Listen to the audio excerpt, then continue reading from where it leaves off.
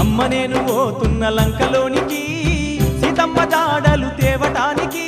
అమ్మ నేను పోతున్న లంకలోనికి సీతమ్మ జాడలు తేవటానికి రంది పెట్టుకున్నాడమ్మా నా రాముడు నేను తట్టుకోను అంజనమ్మ ఈ బాధను అమ్మ నేను పోతున్న లంకలోనికి సీతమ్మ జాడలు తేవటానికి